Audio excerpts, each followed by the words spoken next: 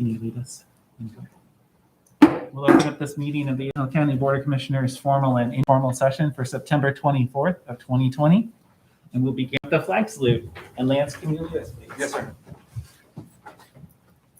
I pledge allegiance to the flag of the United States of America and to the republic for which it stands, one nation, under God, indivisible, with liberty and justice for all.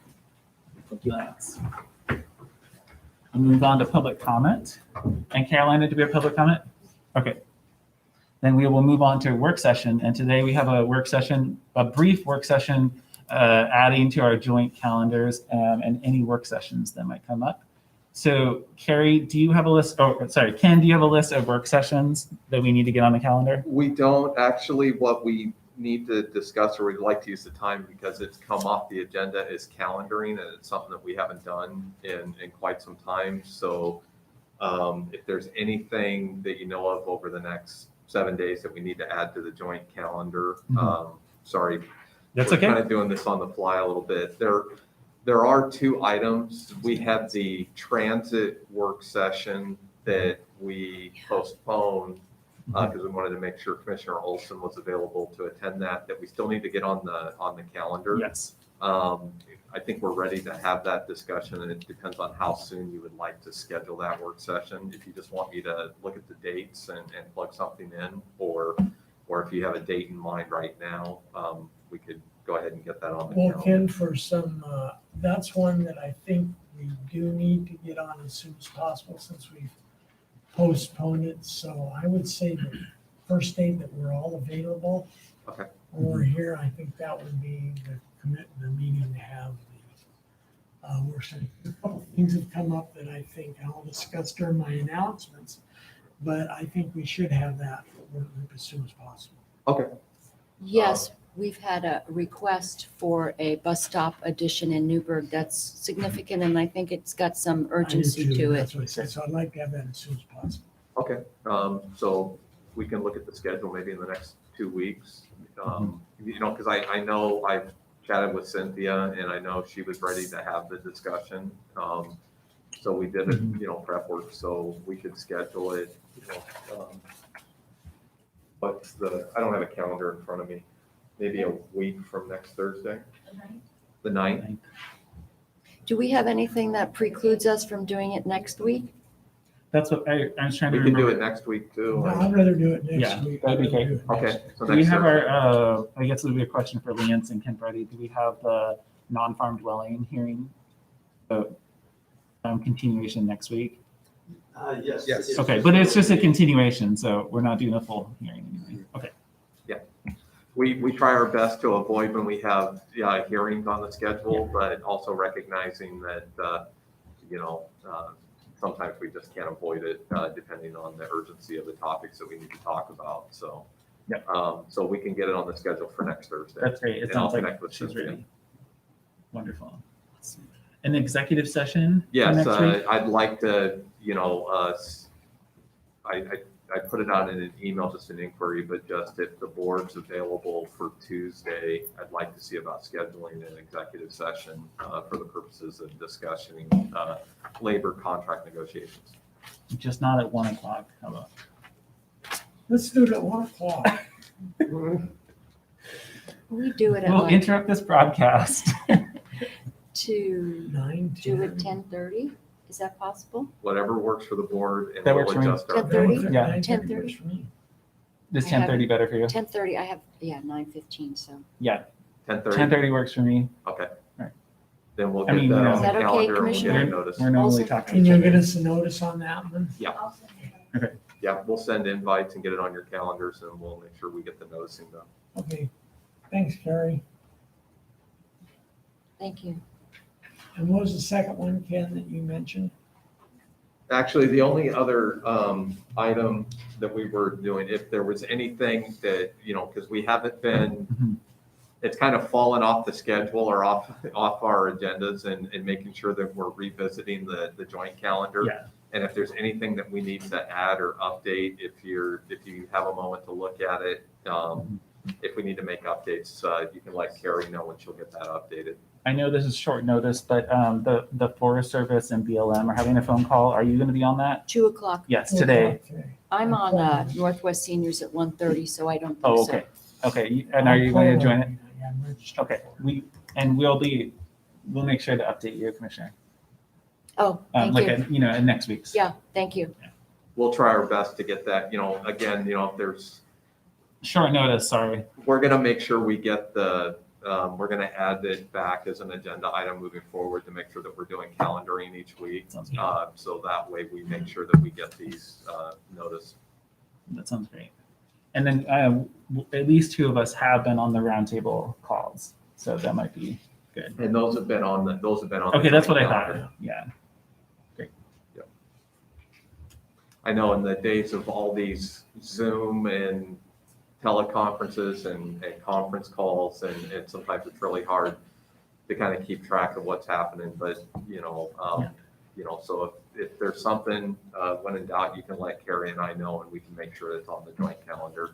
But we'll start bringing those forward back on the agenda. So each Thursday morning, we'll make sure that there's an agenda item to do a quick calendaring. The other part that we're working on is resuming department updates. So that's something we're going to start building into the agendas as well, so we can start getting department heads coming and giving regular updates.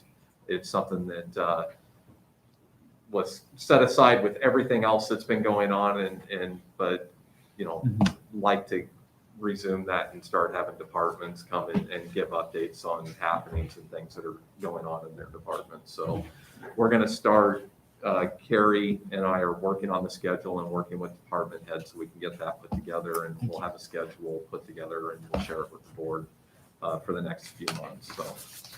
Okay, thank you. Great, And thank you. That's all I had Okay, for thank you. calendaring. Thanks, Ken. Commissioner, do you have anything more you wanted to add? No, not right Thank you. Great, thank you very much, Carrie. I'm glad we didn't have to have you wait until the end. All right, that concludes our work session, and we'll move on to the consent agenda, which is item E. And item E1 is the minutes from April 2nd through April 30th. Mr. Chair, I'll make a motion that we approve the consent agenda for the April 2nd, 2020 through the April 30th, 2020 formal sessions. Great, all in favor signify by saying aye. Aye. Any opposed, same sign. The record show unanimous approval of item E1. Move on to item F, which is old business, and we have none today. Move on to item G, which is other business. And item G1 is consideration of approval of service element prior authorization number 39047837 under agreement 157846 between Yamhill County Health and Human Services and the Department of Human Services. Just board order 19-221, decreasing in the amount by $5,329.59 for the financing of community developmental disability services, retroactive to July 1st, 2019 through June 30th of 2021. And Commissioner, is there anything you'd like to add? Just that the family support program was expanded during the beginning of the early days of COVID, but now they're reallocating some funds to programs that are getting more traction. needs. Right. All right. Okay. Thank you. So I'd And I hope approve. I like having you update us because each of the items is quite extensive, and your one sentence version helps it. Yeah, I think we should just call this Mary's agenda. It's mostly Today, at HHS least. stuff Yeah. anyway. Yes. So I'd move approval of item G1. Okay. Thank you. All in favor signify by saying aye. Aye. Any opposed, same sign.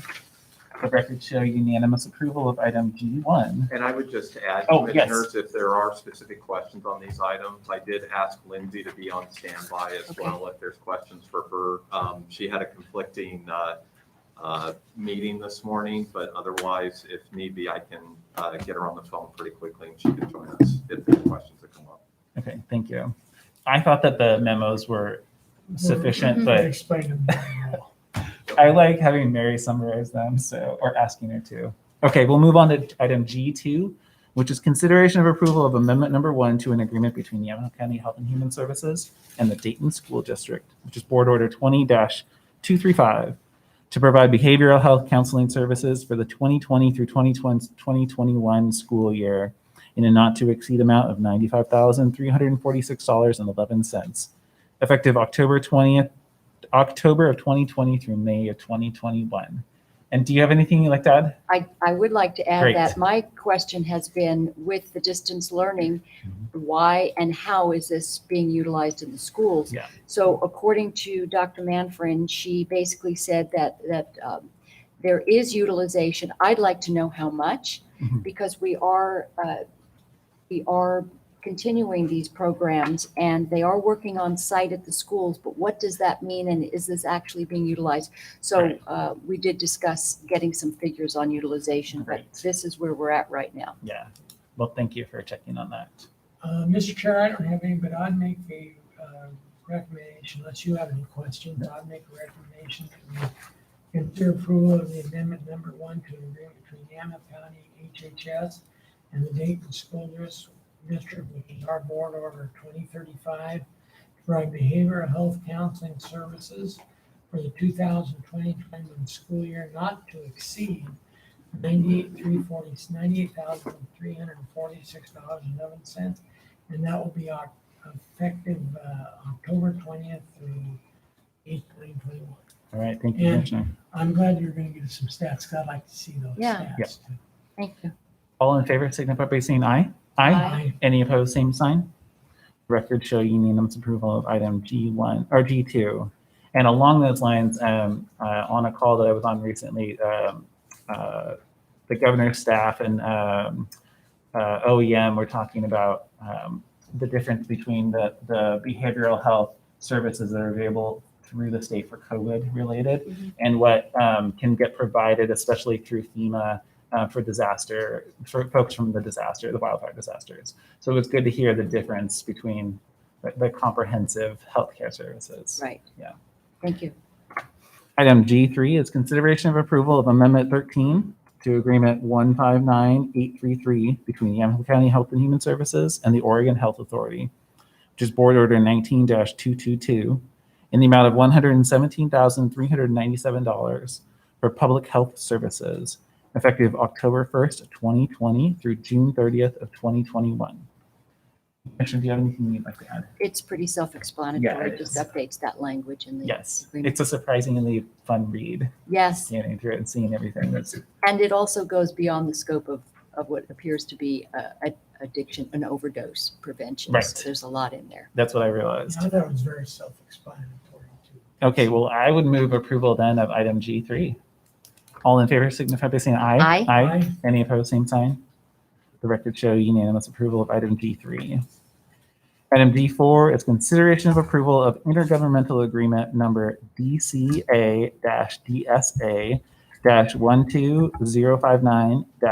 DCA-DSA-12059-2020 between Yamhill County, Clackamas County, Multnomah County, and Washington County to share Oregon Public Health Epidemiologists User System, also known as Orpheus, data. And now I know what Orpheus stands for. Mhm.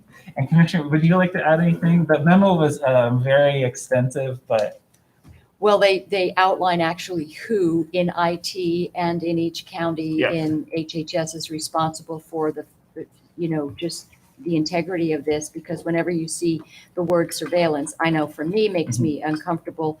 But this is basically to allowing for that across the different jurisdictional boundaries, and because all of the counties are so tied in, especially with disease reporting. So yeah. it's I have one question yes. on this. And I knew Orpheus at one time, but it's good to get a refresher on what Orpheus stands for. But what happens, is this an intergovernmental agreement? The way it's worded, what happens if one of the 4 counties should elect not to participate? Well, they just wouldn't be part of the agreement. The agreement basically just gives more of that. We still have autonomy in oversight Yes. for our county data. Right. And we're just basically throwing in with the other counties, but I guess To make So sure that we we're can talking. access their data. We can access their data. yeah, it all becomes one big data set. Right. I just want to make sure there was no liability that if we're signing an intergovernmental agreement that says these 4 counties, if one of those counties is not part of the intergovernmental agreement we approve. And that was the reason I asked the question, that are we put in any kind of position that if one county elects not to do it, that this intergovernmental agreement would become null and void. I think the chances would be is if one of the counties elected not to be part of this agreement, they wouldn't be part of the agreement. Yeah. We would still have this IGA that would be in place with the other With the other remaining counties. counties. Right. That's fine, no Yeah, problem. that makes sense. So therefore- Especially looking at that signature list, that makes sense. I'll make a recommendation that we can approve item number 4, and that will be the intergovernmental agreement between Yamhill, Clackamas, Multnomah, and Washington County to share the Orpheus Oregon Public Health Epidemiologist User System data. Thank you. All in favor signify by saying aye. Aye. Any opposed, same sign. Record show unanimous approval of item G4. Item G5 is consideration of approval of purchasing a Windows 10 enterprise licenses from Tech Heads in the amount of $36,008 for the 2020-2021 fiscal year. And Ken, I have a tendency to go to this guy, but I think Shane Yeah. explained it pretty well in Yeah. his memorandum. This is just part of, doing business and renewing licensing each year. And Shane goes out and he solicits quotes every time we go through this. And so this is to renew licenses. Yeah, and that's my only question when I read Shane's stuff. It makes it sound like we're actually purchasing Windows 10, and I believe this is a renewal of our existing licenses. So we're not really purchasing, additional enterprise license. We're actually renewing the enterprise license we have. And I don't know if that makes a difference in the wording of the purchase or renew. No, because it could be both. There's a mix of new licensing for new equipment that's being purchased and then also renewals. But based on Shane's memo, I think all of this is, I believe these are all renewals. yeah, I think it says we're paying for the first of 3 years for the Years. 350 Windows 10 enterprise licenses. After the third year, we will continue to pay the software assurance each year. No problem. Yeah. So I'll make a motion that we approve item number 5, and that's consideration of approval purchasing Windows 10 enterprise licenses from Tech Heads in the amount of $36,008. That's for the 2020-2021 fiscal year on recommendation by our IT director. All right, thank you, Commissioner. All in favor signify by saying aye. Aye. Aye. Any opposed, same sign. Let the record show unanimous approval of item G5. Item G6 is consideration of approval of amendment number 3 to agreement number 149597 between Yamhill County Health and Human Services and the Department of Human Services Vocational Rehabilitation for job placement services, which is board order 15-398, increasing the maximum not to exceed amount to $1.3 million and extending the agreement through March 31st of 2021. And Commissioner Starrett, is there anything you'd like to add? I would just add that this is an agreement that we have with DHS, the state. We become a vendor for the vocational rehab through community support services. And what's good about this is there actually is some accountability. Unlike a lot of the programs, there is a milestone. In other words, there's a financial incentive for the person in the program for getting a job, completing training, and 90-day retention. Mhm. So we're actually seeing financial incentives based on merit and retention, which is a nice way to see something actually, true to whether or not it's working. So I would Yeah. move approval. All right, thank you, Commissioner. All in favor signify by saying aye. Aye. Any opposed, same sign.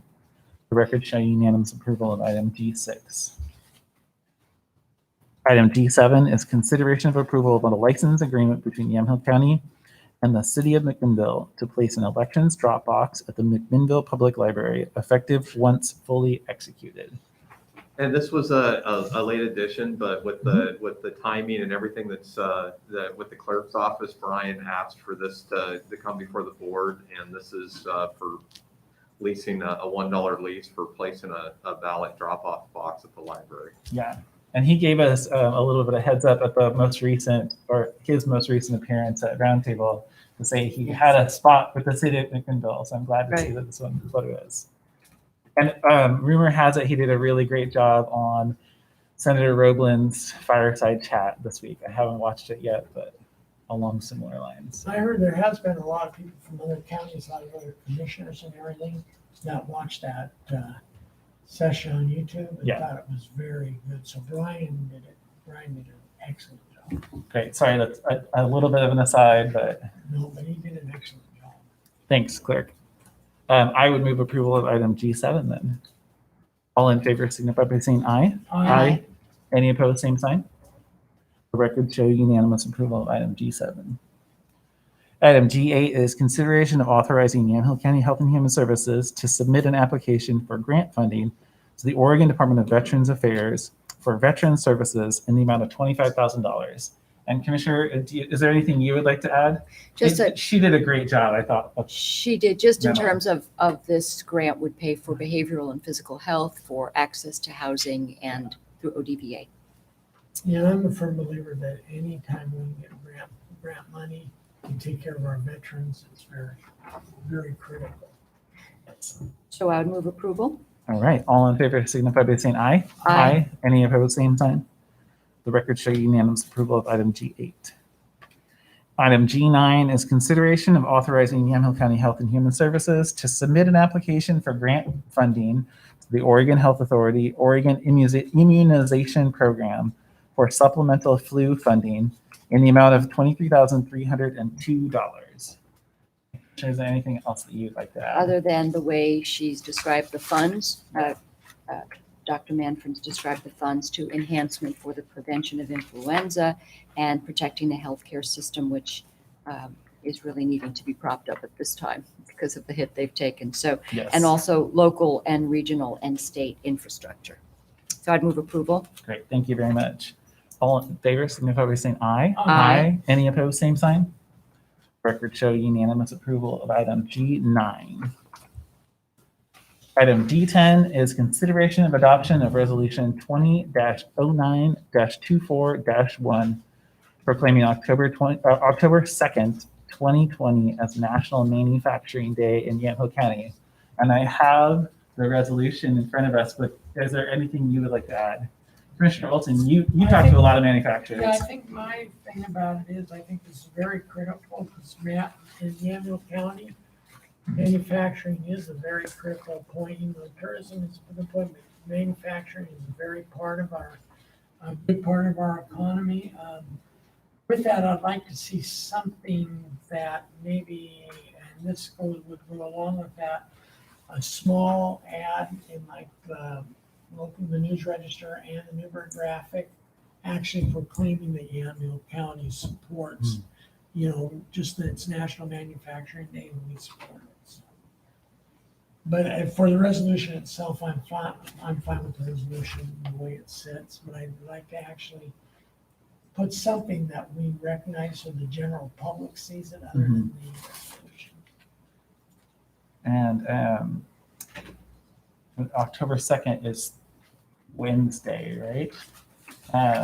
So there is time to get it in the Tuesday, and the Tuesday News Register and the Wednesday Newburgh Graphic.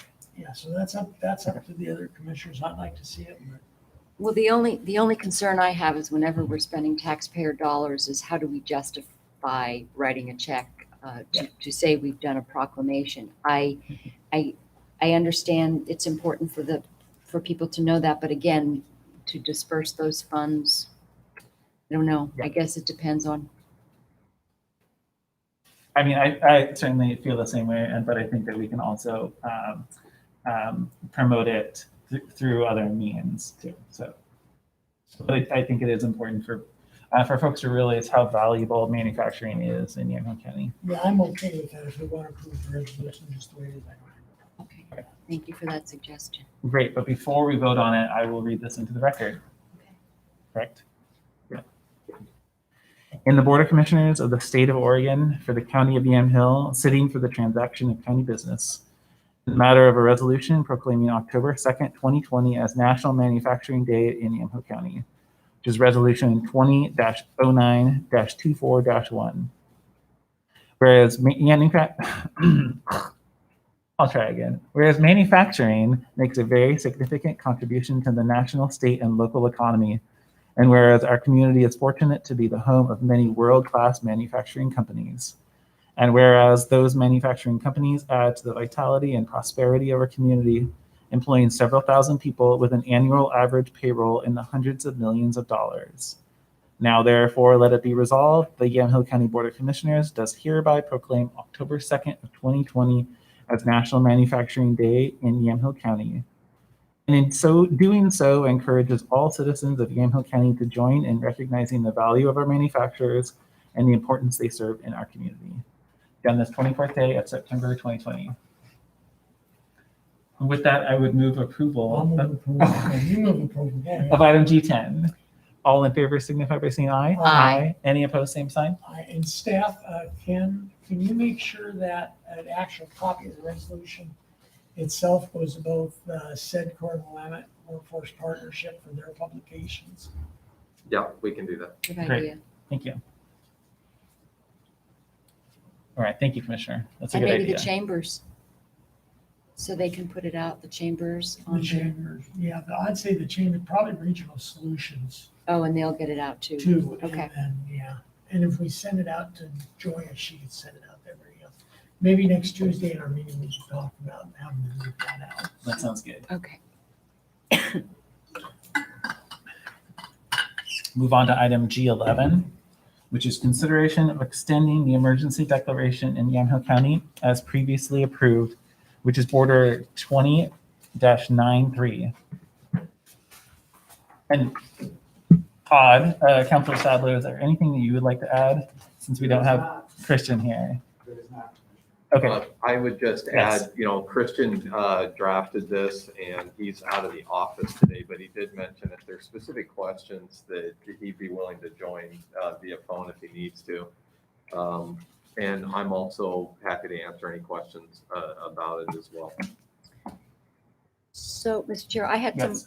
some questions, and because one of the things I don't want to do is have Yamhill County piggyback on what I think is a protracted response by the state, where these are endless emergency declarations, which give really widespread powers to the governor and state agencies. But so I asked Brian Young, how is this impacting? He didn't really believe that in his case there was a necessity for it, but Dr. Manfred did give some specifics in terms of what it enabled her to do as far as modifying staff schedules without that 15 days notice. I think that's important. The temp hires, the PPE from vendors without having to go through a procurement process. And then a letter for the municipalities that the emergency declaration was declared and that the whole information about non-congregate shelter for high-risk individuals. So the understanding was that these probably couldn't have been done with just the state declaration, but I don't want to be guilty as a county of continuing this. I think there can be there can be some abuse of these types of declarations, and I want to make sure that we're not guilty of that at the county level. But I see at this point, it seems to be pretty much a necessity. Well, I appreciate you asking about it and making sure that it is. I think that it's very important with something that's this long and continuing that we think about it. I don't have any question. I think it is because some of the issues that Commissioner Sterrett brought up. I think at this time it is mandatory, and hopefully, this time, next time, we will not have to consider renewing it. But I think it does allow us to do some things that the state mandate does not allow us to do. So I'm all for renewing it. And so the one thing that if Christian is here, he'd probably say is what date do we put in the blank column? Last time we did 60 days last time. Okay. So 60 days would take us September through to the 1st of December, basically. We're almost in October. You want to do 30 You want days? to do 30 days? I'd be more I comfortable think- with 30, but It takes us a moment here to renew it. It's an opportunity to check in like what you've done. I think it's reasonable to put 30. And Christian's not here to tell us how much time it takes him. So, no, I've got well, I'm sure you saw the information from Christian, which really went into some of the ORS, some of the state statutes about it. So Yeah. I just feel like it's our due diligence to keep an eye on this. Yeah, and I mean, if we do 30 days, then it will require us to come back here and check in. Right. That's fine. Okay. I'll- Ken, did you have anything you wanted to add? No, I was just Okay. gonna echo that, I 30 days, and then again, it gets it on the agenda Yeah. for updates and having discussions on, and considering whether or not it needs to continue or not. Yeah, maybe we can time even the next one, the next conversation for when Director Manfred does a department update. Yes. And so we can ask directly while we're hearing about other things. 30 days is the date. I'm not going to write it on here because my handwriting, but Carolina's got it. Is that 30 days from today or just 30 days from the 1st of October? Because this expires in October, doesn't it? September 30th. September 30th, so it'll be the 30 days beginning October. Yes. Okay. I'll make a motion that we approve extending the emergency declaration to Yamhill County as previously approved, which is our board order 2093 effective October, for 30 days effective October 1st. Okay, all in favor signify by saying aye. Aye. Any opposed, same sign. Record show unanimous approval of item G11. Move on from G to H, which is public hearings. And I will read it, but then commissioners, do you need a recess at all? No. Okay, great. Then item H1 is consideration of planning docket C-22-19/SDR-35-19, which is a conditional use permit request and site design review to operate a flower processing facility, on-site bakery as a commercial activity in conjunction with farm use from within an existing to be remodeled agricultural building granary. Applicant is Bram Yofi. And I don't think that that's the appellant, but applicant is Bram Yofi. And I'll do, the appellant is Anthony Boutard. Got it.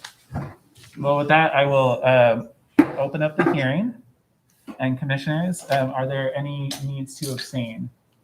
Okay. Are there any objections to the jurisdiction of the Board of Commissioners to hear this? All right, great. Does any board member need to announce an ex parte contact or a site visit? No. Since the last time we did this? Okay, great. And I would move on to, it looks like Ken Friday is going to read our raise it. Oh, no. Our raise or waive it statement will be read by staff.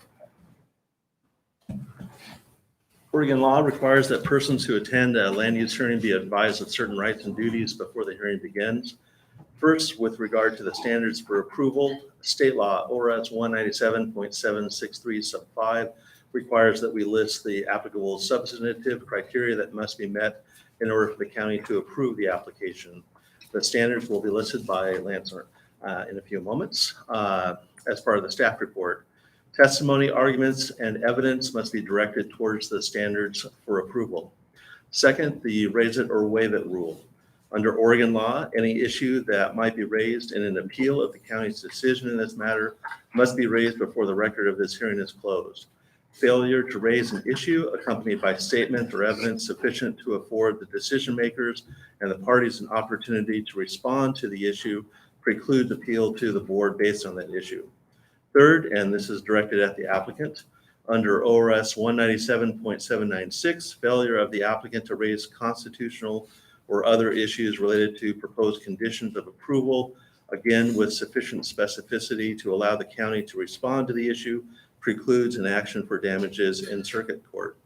Finally, I will also note that under Oregon law, and because this is the initial evidentiary hearing on this matter, any participant, that is anyone who submits oral or written testimony during this hearing, may, before the record is closed, request the opportunity to present additional evidence, arguments, or testimony regarding the application. The request must be made prior to the time the chair announces that the hearing is closed. Mr. Chairman. Great, thank you, Director Friday. And now we'll move on to staff report. And it looks like Lance. Yes, sir. Thank you, Chair Kula. Thank you. The subject tract is composed of 8 tax lots in Yamhill County. The total area of farmland identified by the owner used to support the proposed flour mill, bakery, and farm stand is approximately 281.6 acres.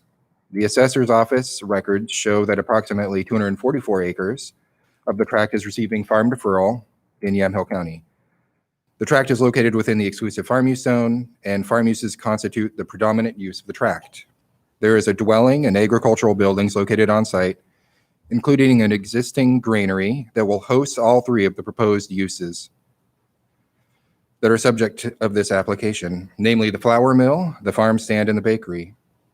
The property has direct access to Winch Road, which provides access to Southwest Broadmead Road, which later becomes Balson Road once this road crosses into Polk County approximately 1/3 of the mile to the south of the subject tract. Land use in the area consists predominantly of larger agricultural operations, including fruit or nut orchards, grass seed and hay cultivation, grain crops, and some limited livestock pasturage. Properties in the surrounding area are generally larger lots, ranging in size from 1,277 acres to as small as 0.7 acres.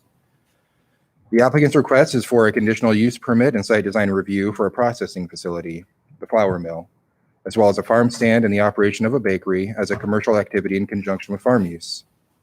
The flour mill and farm stand components of this request will be reviewed using the site design review standards pursuant to subsection 402.02 sub B and 402.02 sub E of the Yamhill County zoning ordinance, which permits the operation of a facility for the processing of farm crops located on a farm operation, so long as that farm operation provides at least 1/4 of the farm crops processed at the facility, and the operation of a farm stand subject to health and safety requirements respectively.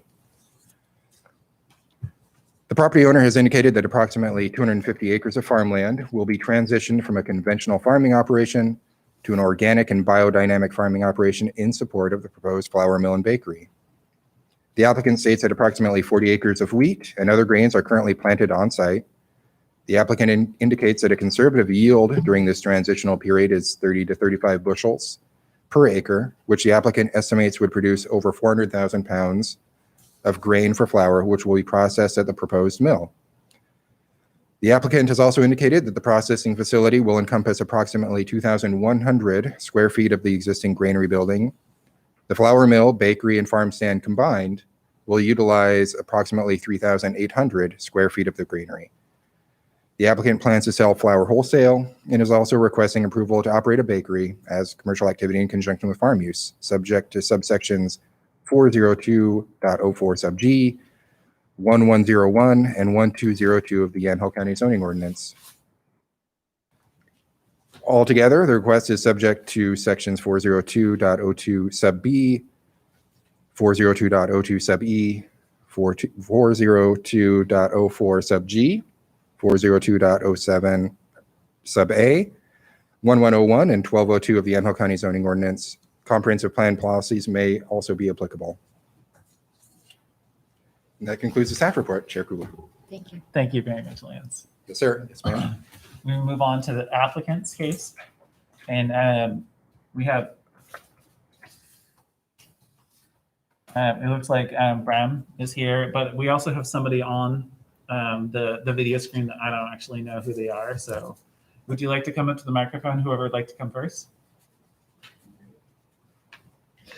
And you could state your name and your address for the record. Wesley Stoller, 1056 South. Sorry. No, that's okay. Thanks for your patience.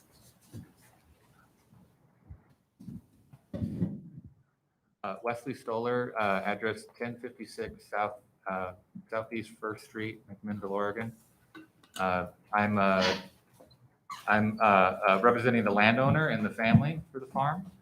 Thank you, commissioners. I really appreciate you taking the time to let me speak.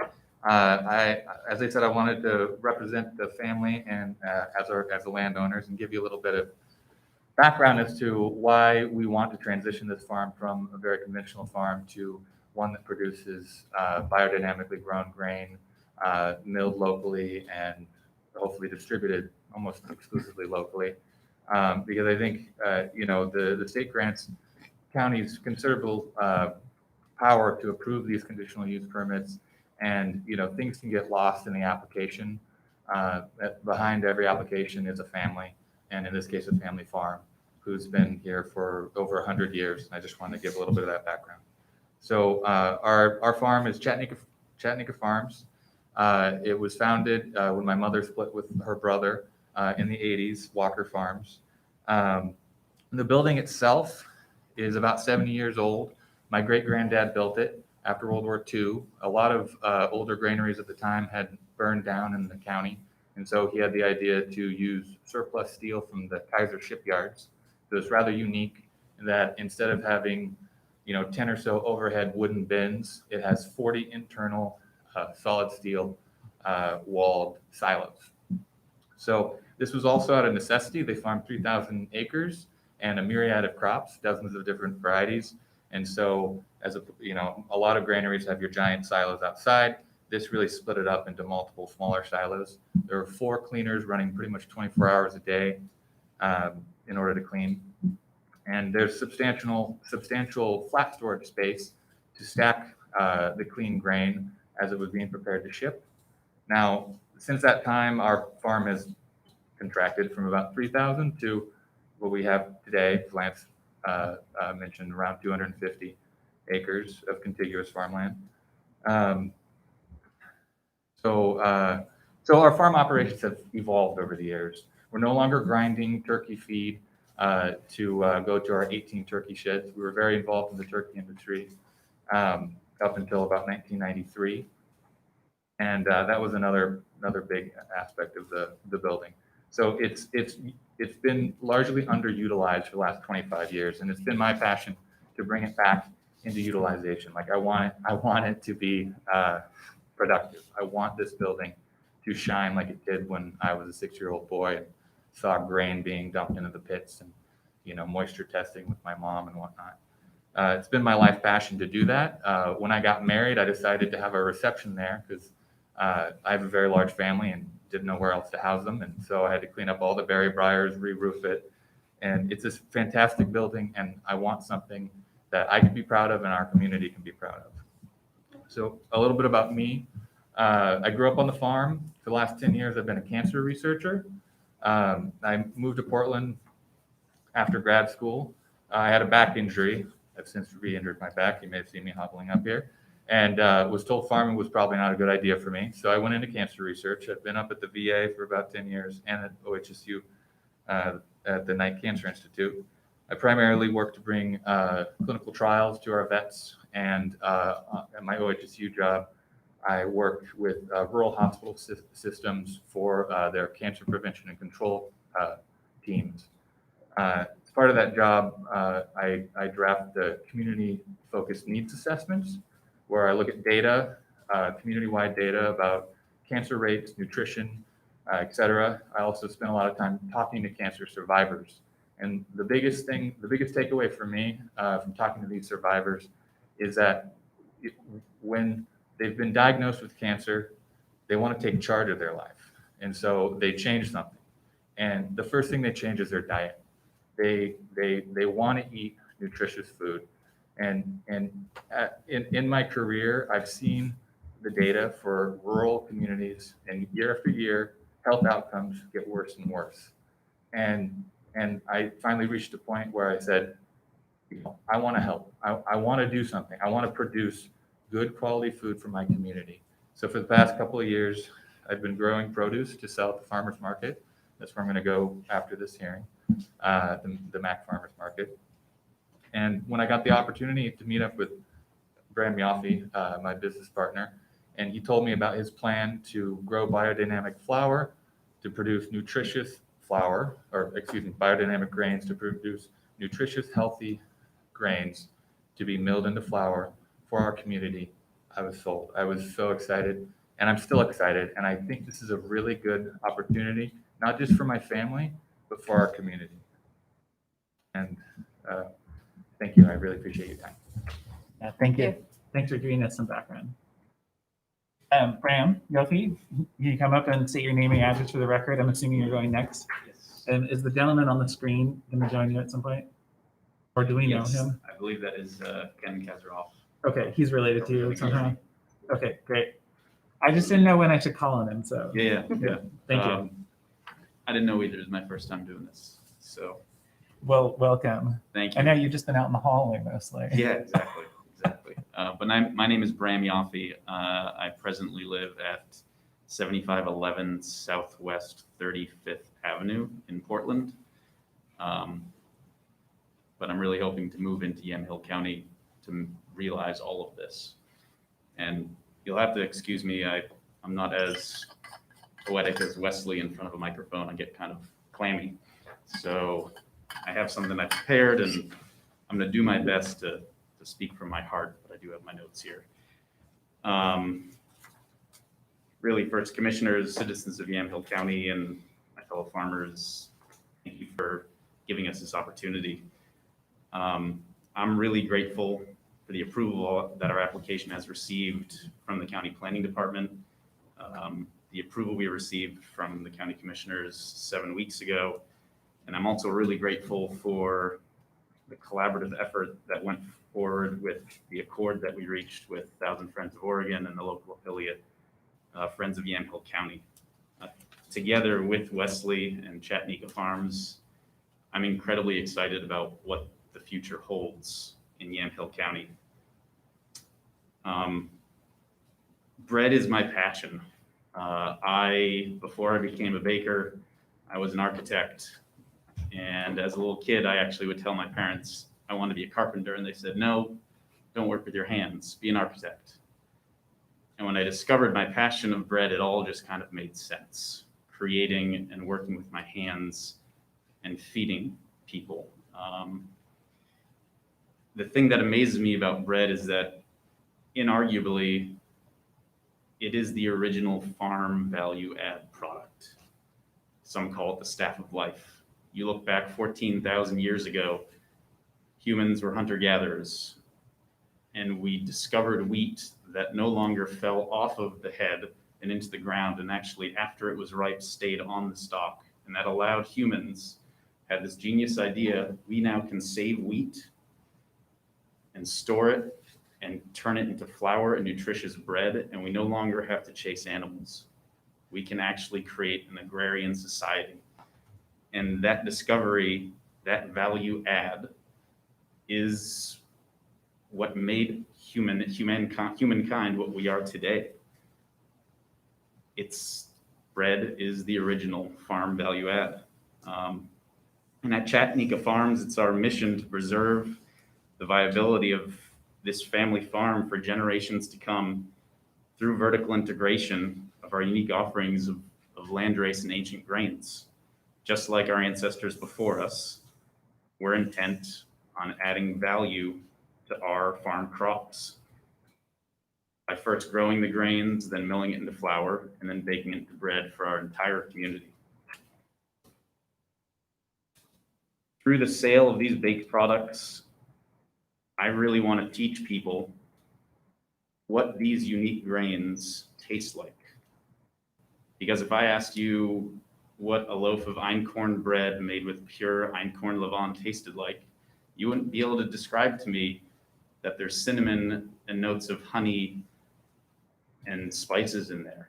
It's just this amazing loaf of bread. Or you wouldn't be able to tell me that an Oberkummer spelt loaf of bread tastes of toasted hazelnuts, or that the buckwheat flour that I make is going to give a bread floral notes of pollen. And so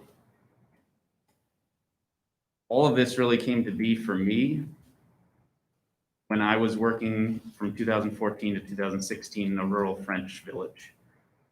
It's there where I learned the importance of vertically integrating and connecting the farmer, the miller, and the baker. My time in France showed me how a local grains economy can really provide local food security and enrich an entire community. It's that inspiration that I experienced in France, in northern Burgundy, which drove me to Yamhill County. In the same way that Pinot Noir is grown in Burgundy, and where I was growing those grains, I came here blindly. I had never met a single person who had ever been to Oregon. I never met anyone who had lived here. I didn't know a single person. And I just said, I'm coming here for the farming. That's what I want to do.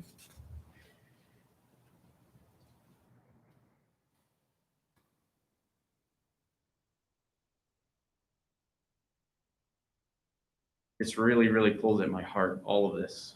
It's, I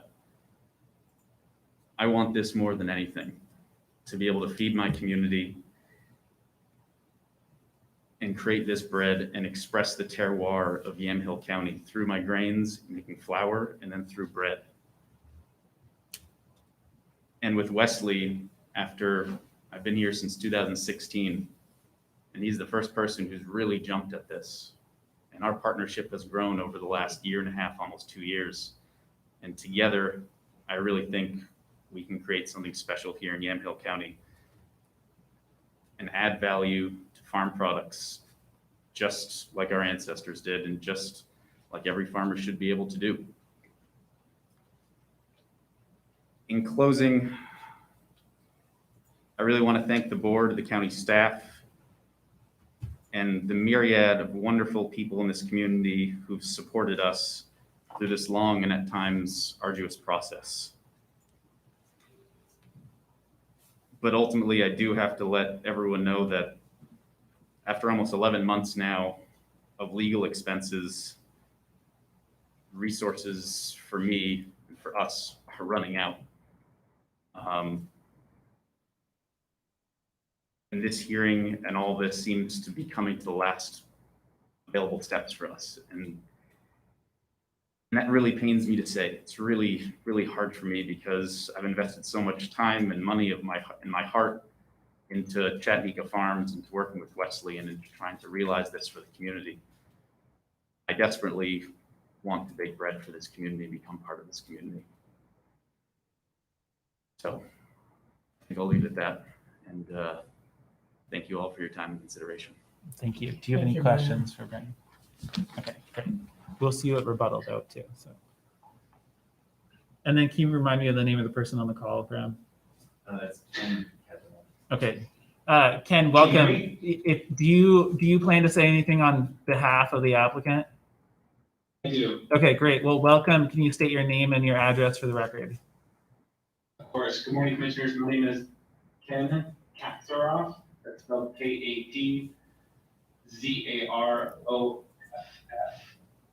I'm an attorney at the law firm of Schwabby, Livingston and Wyatt. And I currently practice out of our Seattle office, which the address is 1420 Fifth Avenue, Suite 3400, Seattle, Washington, 98101. First, I want to say thank you to staff and the board. I appreciate you allowing me to do remote hearings. Unfortunately, our firm is still on a work from home order, which is pretty frustrating for many of us, but I appreciate staff that getting the line together and allowing me to participate today. Before I jump into whatever quick comments I do have, I wanted to ask if when the minutes come out on this particular meeting, whether or not they could fix one quick detail under the public hearing to the appellant is 1,000 Friends Oregon and Friends of Yamhill County, and that's not accurate. If we could fix that in the minutes, I would appreciate that. I want to give you a little bit of history about me before I plunge into my comments. Like I said, I live in Seattle now, but over the last 6 years, my practice has been almost exclusively Oregon land use. And I've done some really, really difficult projects, from permitting what nobody would want, which is a private water lake in a residential neighborhood in Deschutes County with a wildlife overlay, to community destination resorts. And the only reason I'm telling you this is I've done some really controversial projects that are tough questions of law, and projects that are fairly controversial because they're new. And in my opinion, this shouldn't be one of them. This is the type of proposal that you want to see as an applicant's lawyer. You want to come in with a really interesting project that complies with the law, where you're just trying to work at the best way to get it through and get everybody happy. And when we were contacted to work on this application, I was excited because I think that Oregon's land use planning system is really innovative. It's sometimes very difficult, but it's very innovative. And we've seen in the last 30, 40 years that it is changing. The original purpose was to protect rural uses, farming and forest uses, and to concentrate development inside UPs, inside urban centers. Well, what has changed over the last 40 years is that farming has become a lot more difficult. The margins have become thinner and thinner and thinner, and the only way that family farmers are able to survive is by vertically integrating and coming new projects, new innovative ways to make money. We've seen this reflected with wineries, with farm breweries, and all kinds of other commercial uses. This is less impactful than any of those. We're looking at growing grain, artisan, heirloom, things that aren't done in the Western United States anymore because the industrial farming complex has really made that difficult. Then we're looking at taking these grains and turning it into locally produced flour that can be sold to restaurants, to the public, so people can have healthier versions of flour, of grain, of all of these things that they like to use. Then we're looking at turning them into bread. That's not anything different than turning strawberries into strawberry jam or preserve, or wine from grape. We're looking at adding flour, water, and heat together and turning it into these great products. It's no different than any other commercial use. Importantly, we're then also looking at having a farm stand. And this is where we integrate the rest of Chattanooga Farms. We're looking at having all of our farm products, whether it's fruit, grain, vegetable, flowers, and yes, products from our bakery. What we're not looking at doing is creating a commercial bakery. We're not looking at making the next brands. We're talking about using one old farm building with a single oven that has a max capacity and never adding more. This is not intended to become a Fran's bakery. It's intended to be a locally run, heirloom, artisanal product that can show people what they can do on their land, how they become better vertically integrated farmers, and how we can move things forward in family farms working in Oregon. I really hope that the appellants in this case can understand that we're striving really hard to keep land for its intended purpose. I also believe that this proposal is completely within Oregon law. And I think that you will, from a practical perspective, understand that if we can come to an agreement with Thousand Friends of Oregon and Friends of Yamhill County, that they also agree.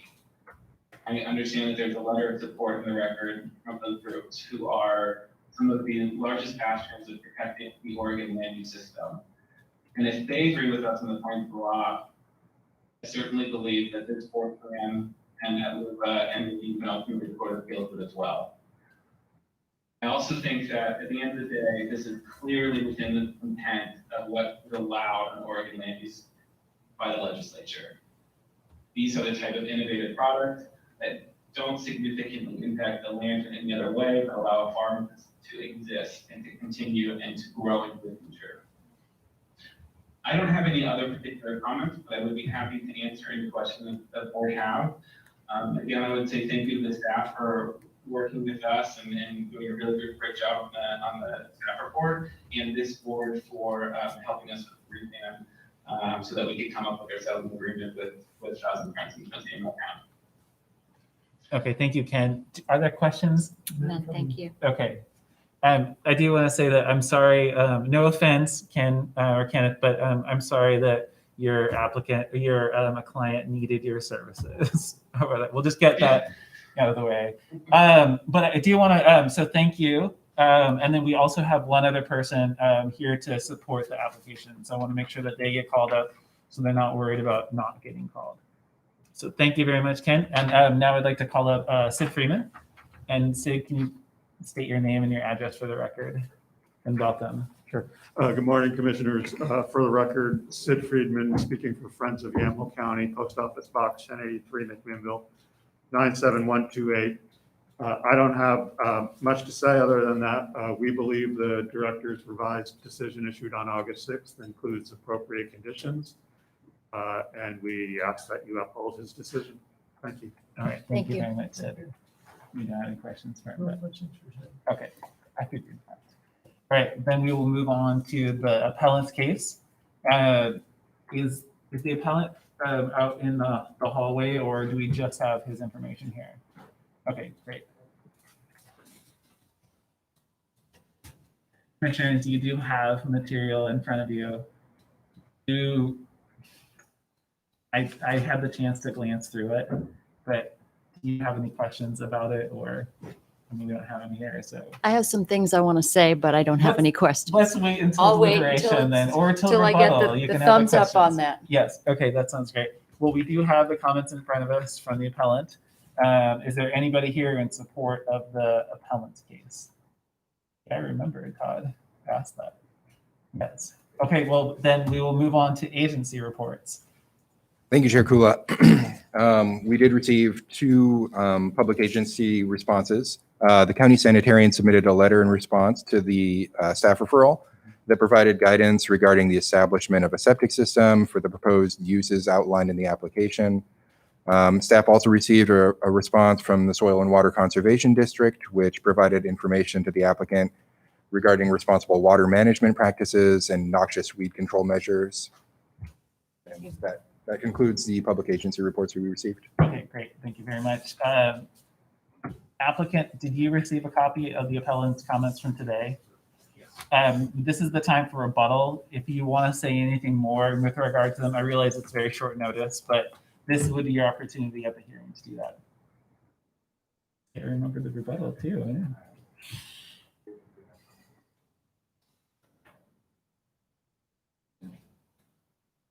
And I'm fine with you taking a few minutes if you wish. Commissioners, are you okay with just a few minutes? Okay. If you want, Graham, take a few minutes to look through it and see if there's anything. Okay.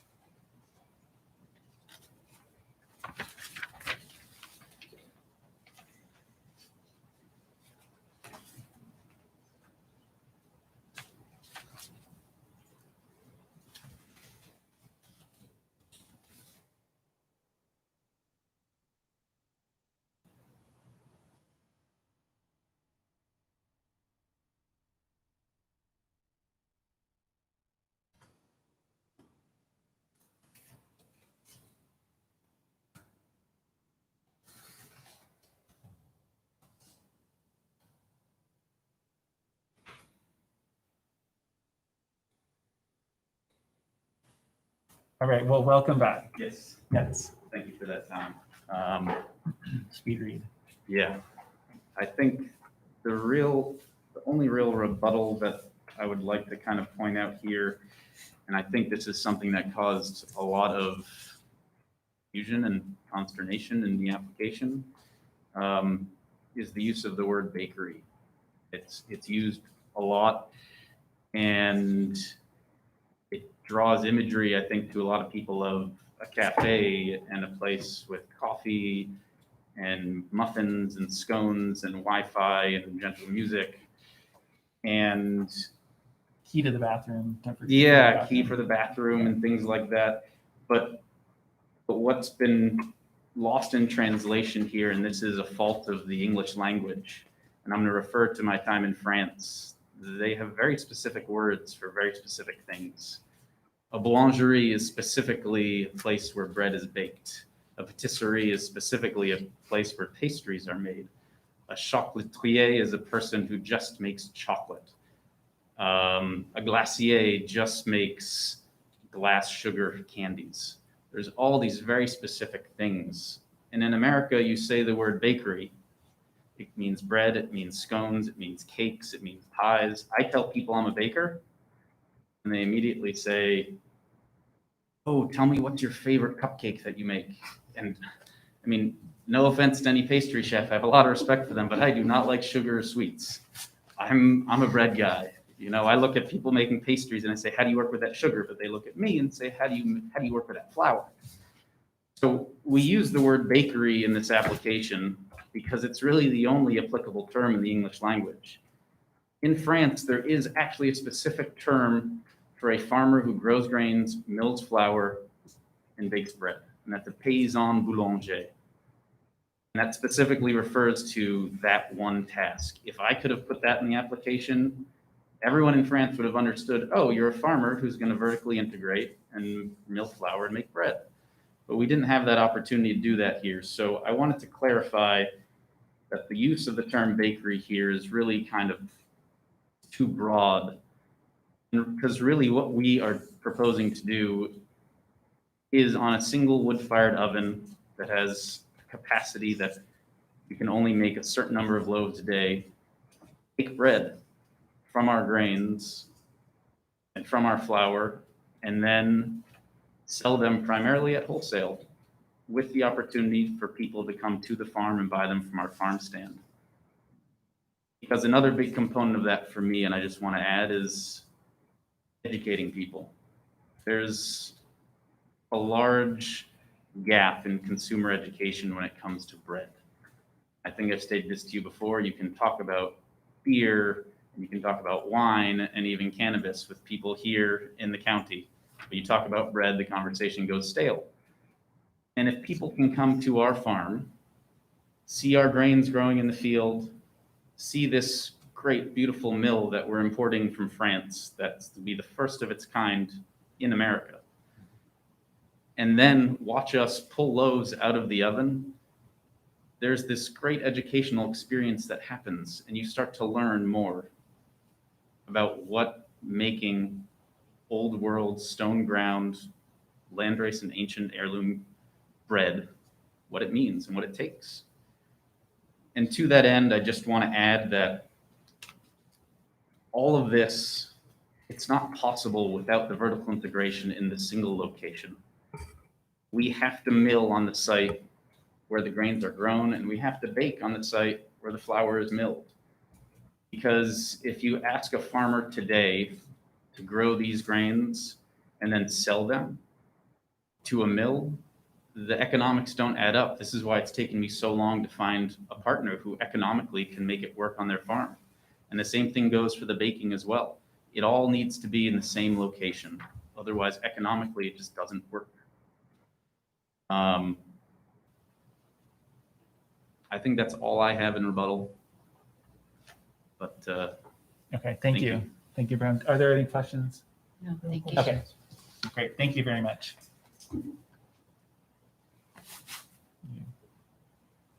Yeah. Well, I will move on to a staff recommendation then. And I believe that Director Friday had something he wanted to say too, but do you want to wait until after Lance? I would want to say something just after the vote. Okay, okay, because I kind of wanted to bring it up, but I wanted to make sure you got your say. Okay. Thanks. Thank you, Chair Kula. Based on the testimony and evidence in the record, staff finds that the applicant has successfully demonstrated that the proposed uses satisfy the requirements of the relevant comprehensive planning goals and sections of the Yamhill County zoning ordinance. Staff recommends approval of the applicant's proposed processing facility, farm stand, and bakery with the conditions of approval that were agreed upon by the applicant and Thousand Friends of Oregon. And I'm happy to read those conditions of approval. Condition number 1. We have enough time. I had to make I may need to take a water break.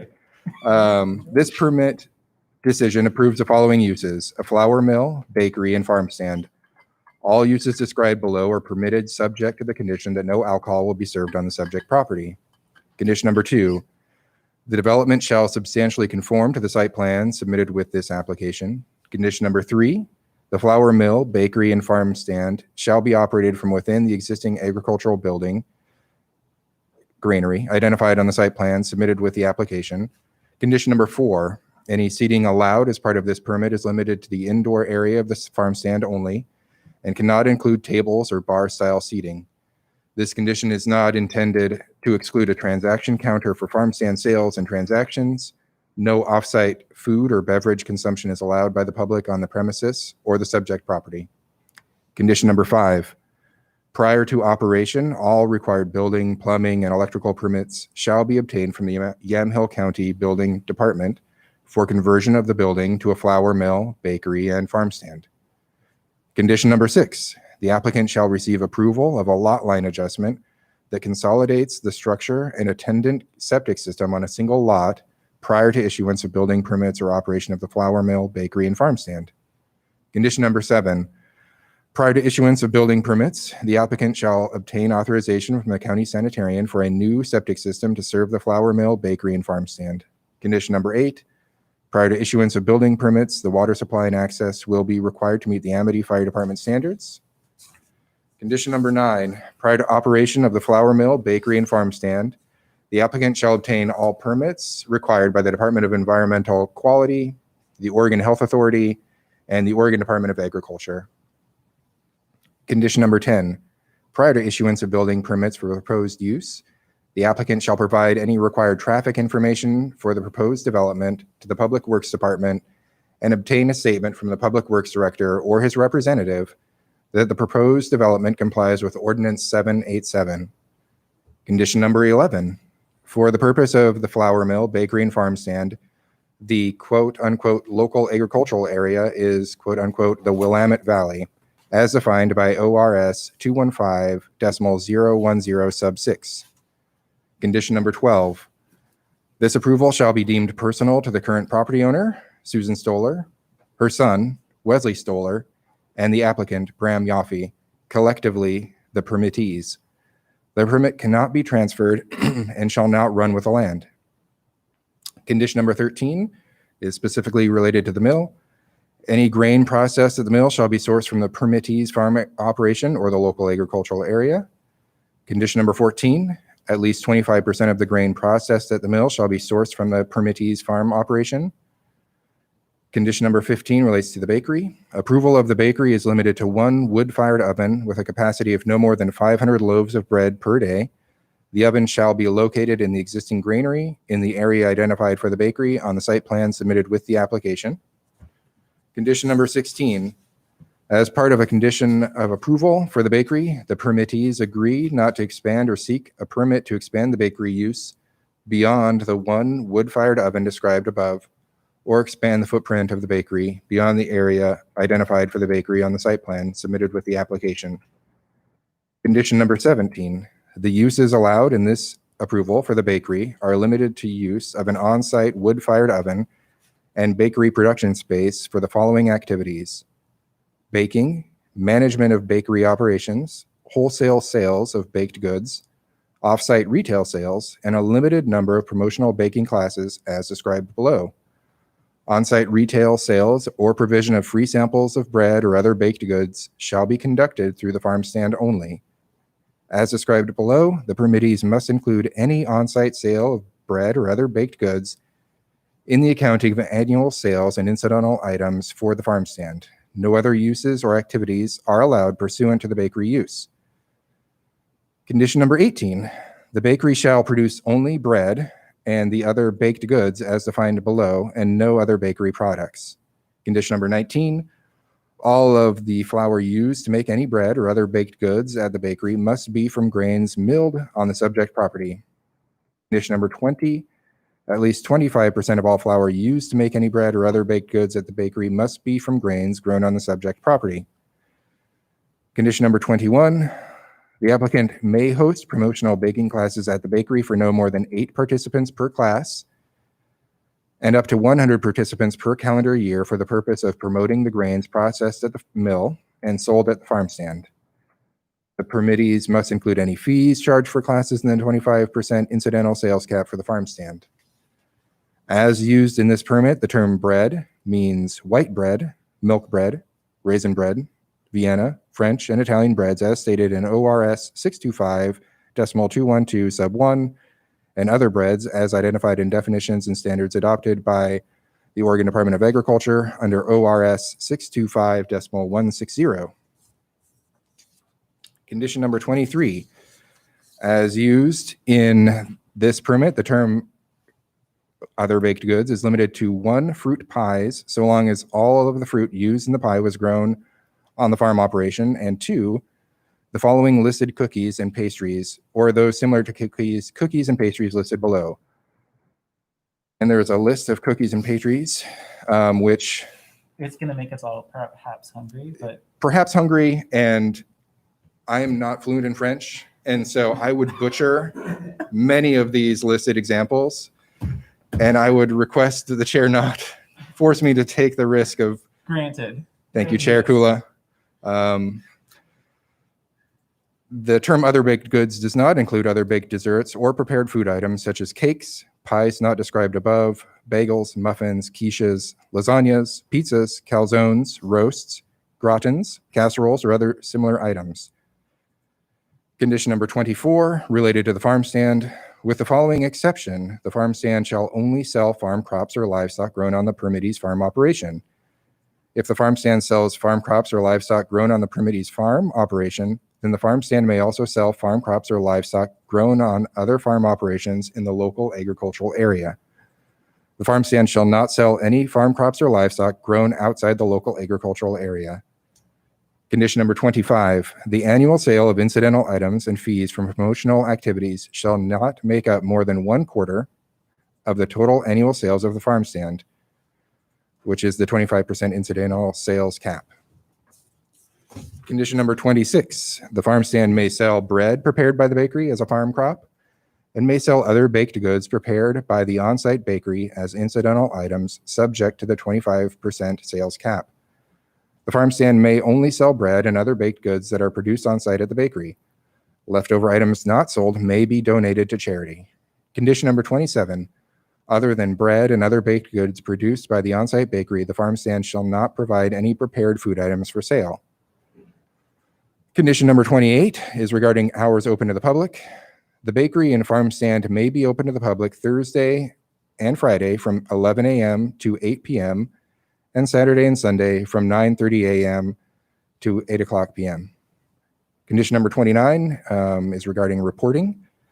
Annually, beginning 1 year from the approval date for the flour mill, bakery, and farm stand, and for 5 years thereafter, the applicant shall submit to Yamhill County Planning Director a written statement prepared by a certified public accountant that certifies compliance with the sourcing requirements in conditions 13, 14, 19, 20, 24. The number of loaves of bread produced by the bakery in condition 15, and the 25% incidental sales limits in conditions number 25, 26, and 21. Following the 5th year, the applicant shall submit the written statement prepared by a certified public accountant on a every other year basis, for examples, years 7, 9, 11, etc., that demonstrates compliance with the conditions listed above, which are 13, 14, 15, 19, 20, 21, 24, 25, and 26, for the preceding 2 years' production and sales. Condition number 30, for the purpose of reporting the incidental farm stand sales, the report shall certify that bread and other baked goods produced for wholesale and off-site sales are not included in the total farm stand sales for the purpose of determining the 25% sales cap. The report shall specifically state the number of loaves of bread sold on site through the farm stand. The report shall specify the number of classes held and the number of people who attended each class. Condition number 31, any lighting used for illumination shall be placed shielded or deflected so as not to shine onto adjacent dwellings or create excessive glare along the adjacent roads. Condition 32, parking shall be established and permanently maintained as long as the flour mill, bakery, and farm stand are operating, so that there is a minimum of 1 parking space for each employee on a maximum shift, and 1 parking space per 100 square feet of bakery area, and 1 parking space per 300 square feet of farm stand area pursuant to section 1007 of the Yamhill County zoning ordinance. Parking shall not be permitted on the street or public right-of-way.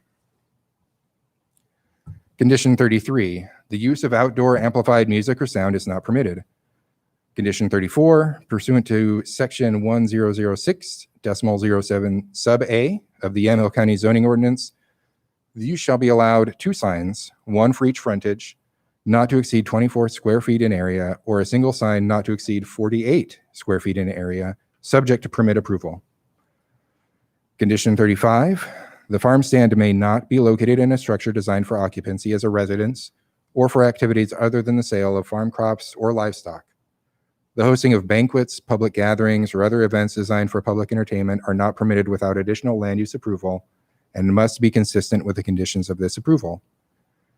Condition 36, the number of persons allowed in any portion of the bakery and farm stand shall not exceed the maximum number of persons allowed pursuant to the occupancy permit for each portion of the structure, if applicable. Condition 37, other commercial activities and events, including agritourism events, shall not be hosted without additional land use approval and must be consistent with the conditions of this approval.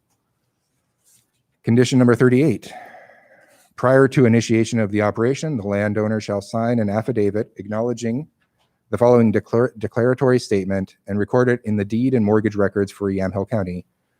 Quote, the subject property is located in an area designated by Yamhill County for agricultural and forest purposes. It is the county policy to protect agricultural and forest operations from conflicting land uses in such designated areas. Accepted agricultural and forest practices in this area may create inconveniences for the owners or occupants of this property.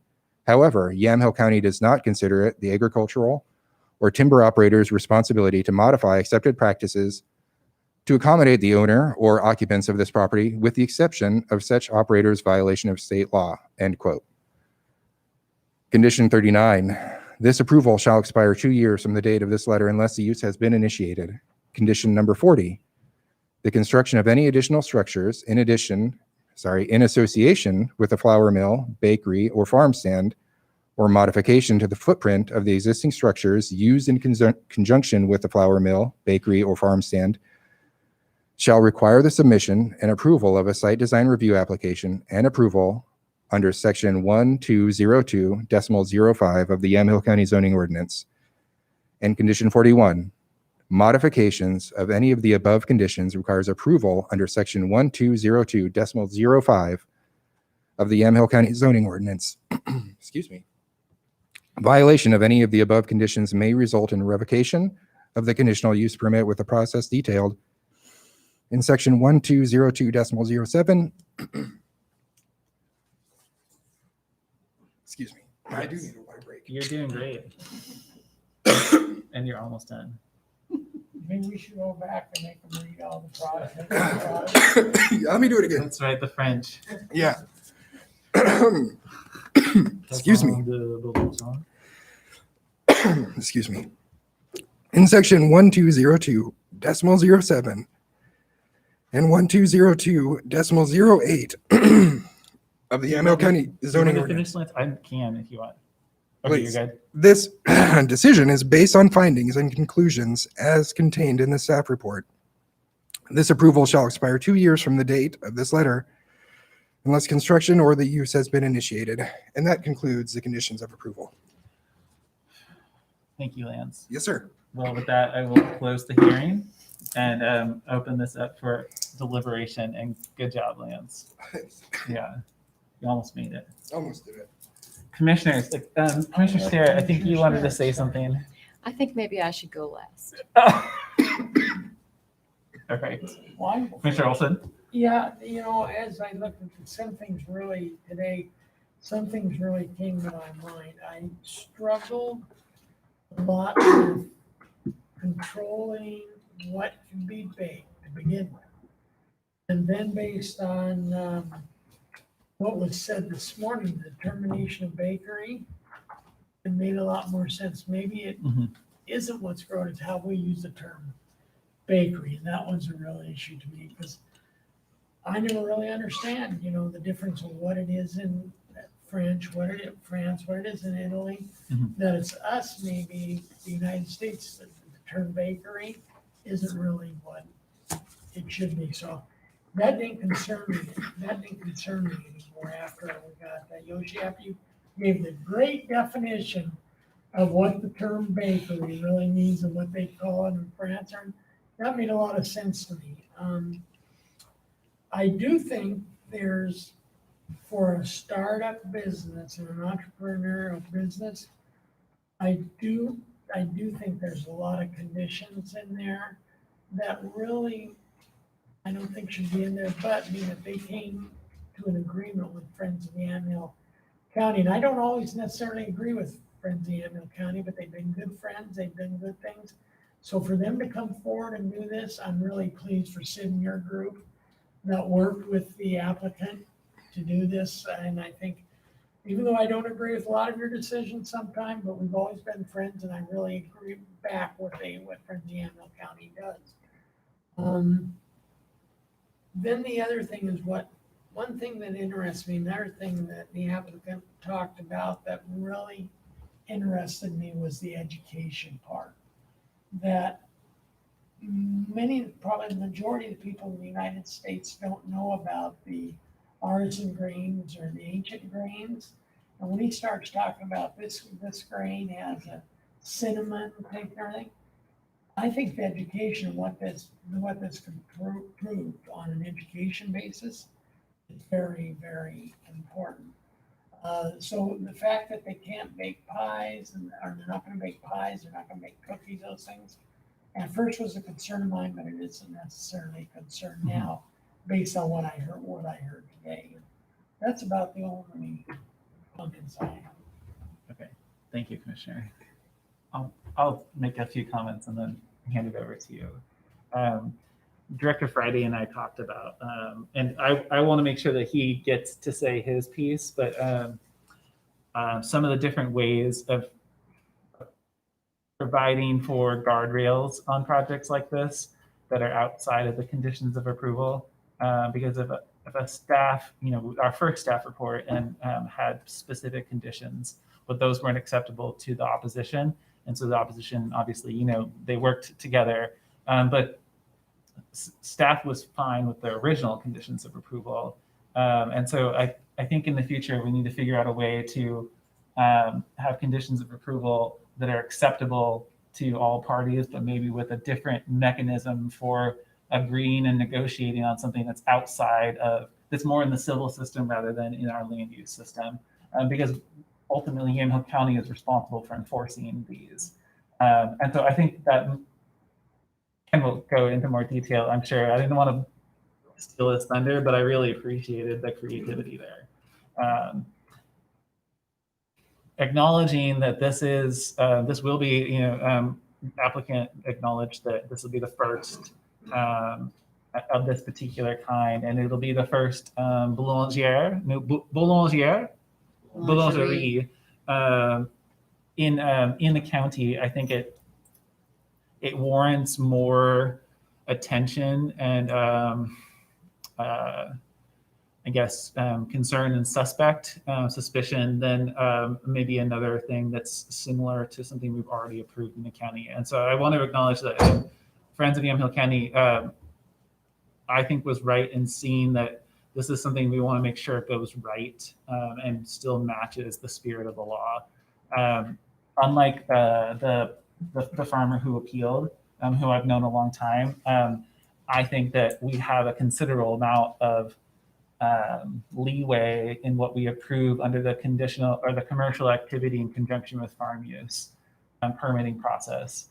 And essentially, in conclusion, I think that this is something that we should wholeheartedly support under that particular permit process. I don't have a problem with it. I'm glad that we're to the stage we're at right now. And that said, I want to make sure that you have the opportunity to say anything you would like to say. Are you sure about that? Oh, Commissioner? yeah. Oh, yeah, we have another. I was like, well, we could just let you go first and then we could vote. Yeah, just No. don't make it longer than about 45 minutes. I won't. I know we've been here a long time, but I have to And say, we likely echo your thoughts, but not as fiery, maybe. I'm going to try to tone it down because I've had a number of weeks to be able to really Yes. just digest this. First, I want to say thank you to Mr. Stoller and Mr. Yaffe for your story. And I want to apologize to you for the tortuous, expensive, unnecessary process that you have had to go through to do something as simple as use your property in perhaps one of the most inspiring and creative ways we've ever seen anything in this county done. But as you know, the pioneers get all the slings and arrows, and you are the pioneers, and you have gotten it's been an expensive battle to take these slings and arrows. And then after you, people can come along, and just like the first person who decided it would be a good idea to plant a vineyard in this county or to raise turkeys, I am really, while I appreciate the conciliatory efforts of Friends of Yamhill County, I sometimes feel that it's unnecessary harassment. And when I look at this list of cookies, it almost looks like something I would read in a news parody, like The Onion or the Babylon Bee, that lists the kind of cookies and says you can make pies, but only if it's the fruit from your farm, and you can't have tables and you can't have beverages. So I'm wondering, does somebody want to have a cup of coffee with their cookie? And how does that work? And you look at the number of conditions, 40 conditions, more than 40 conditions, to be able to use your property and to start a business. Who in their right mind would do that in this state, in this type of a process where I know that the land use laws might have been meant, for good, but the unintended consequences are unacceptable.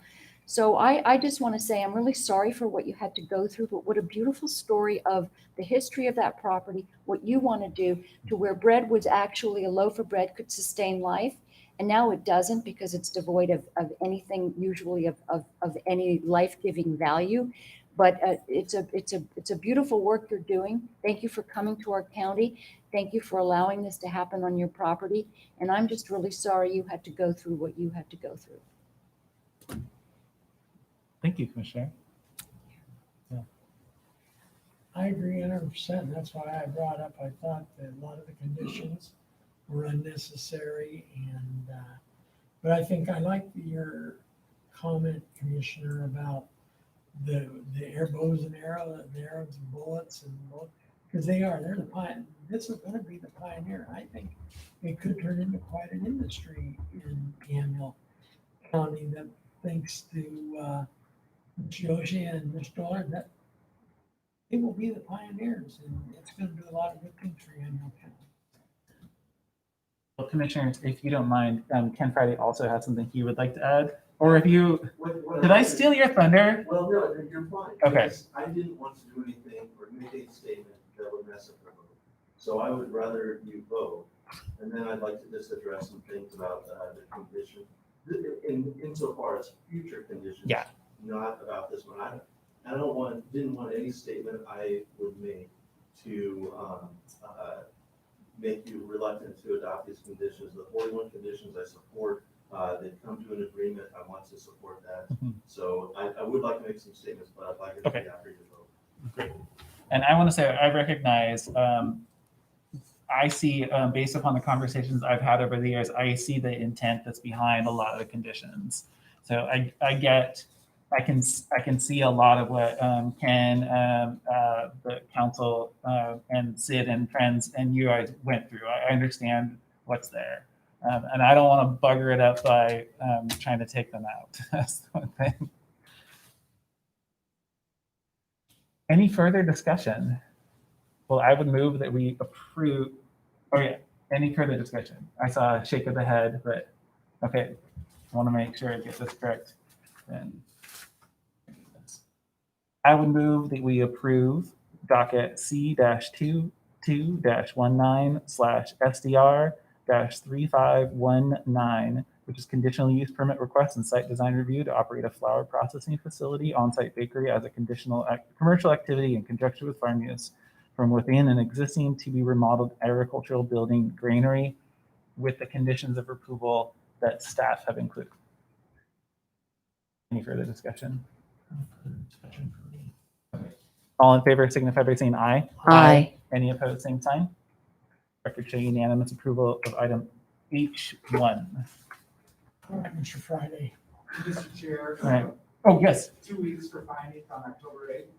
That was the only thing I didn't have on my little list. Thank you. So October 8th for findings, which will come back to us. Okay, great. Thank you, Counselor. Yeah, and if I could. Please. Sir. Yeah, I just wanted to make some statements regarding the settlement agreement for both the benefit of the board and Friends of Yamhill County and Thousand Friends of Oregon. And I really appreciate Mr. Yofi explaining why, probably why some of these conditions came in about the number and types of cookies. But I have some misgivings about it. And I wanted to explain the misgivings, but I didn't want to do anything that would mess up the settlement agreement. And from my experience with these hearings, it's, it's really difficult to resolve issues between parties at hearings.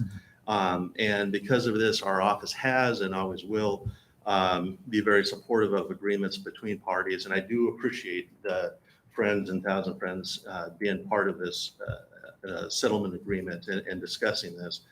And I had told them that I would support the modified conditions provided that the parties agreed. And in the past, that has resulted in maybe 3, maybe a half dozen additional conditions or maybe modifications to those. And in this case, the number of conditions swelled to 41, which really concerned me when I got the packet. And in reading them, a few of them had really nothing to do with the criteria, and I was quite uncomfortable with them. But here they had put all this effort in, and I'd said I was going to support them, still do. But in reading the conditions, if someone, to digress for a moment, if someone comes in and says, hey, I have 85 acres, it's in an 80-acre zone, and I want to split off 5 acres with my house, and we'll say, no, you can't do that. And they say, well, I really want to. I think I have the right to, because I'll still have 80 acres left over. And we'll say, no, you can't. And they insist. We always say, okay, well, you can make an application. We, as in planning director, will deny it. And then that can be appealed to the board, because the previous director and this director, I believe that you have your day in court. You have a chance to have your day in court. Even if it, is going against what is written in the law, you have a chance to talk to the judges, basically. And I really didn't like condition number 16, which prohibited the applicant from even seeking a permit in the future to expand the bakery. I completely understand a condition that says you have to have a future site design review to expand the bakery. I don't like and don't understand and won't support, as a matter of public policy, a condition that says you can't make an application to expand.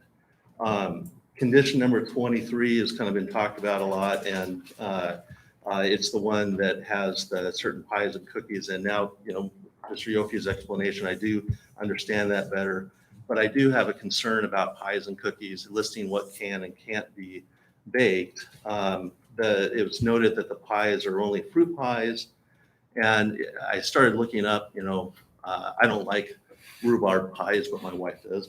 And so I looked that up. That's a vegetable. So if someone on that 250 acre farm, plants some rhubarb and bakes it in their oven, that means that they violated the condition. And that means that technically we're supposed to go in and, tell that, do enforcement on them and potentially revoke their conditional use permit for baking a rhubarb pie. I don't, and that's the way the condition is written. And I think, that obviously sounds like a ridiculous outcome, but that's the way the condition is written. And I'm concerned about that. And again, I want to reiterate that I really want there to be negotiations and agreements, but I don't believe some of these conditions should have been in a government document. But because I had said we would support them, I'm fine with them. We will enforce them, but I don't want to be in this position, and I don't want to put the board in this position ever again. And so I will be advising people that if you have conditions like this, we will say that you need to do it as a civil agreement, something that the government doesn't enforce on, but can be dealt with civilly if this is something that's really important to neighboring property owners or to these interest groups. But I will do my very best not to be in this situation or to put the board in this situation again, where we're supporting conditions like this. And I've also advised my staff that I'd really like us to take a close look at all of our conditions that we're putting on to make sure nothing starts straying into things that really aren't part of the criteria and to me are not part of the public interest of enforcing the land use laws. Appreciate that. Good comments. Thank you. Yeah, thank you. Well, commissioners, thank you. Thank you. I think we're moving on I think to, I just want to thank Oh, staff yes. for something that to me appeared to be very simple.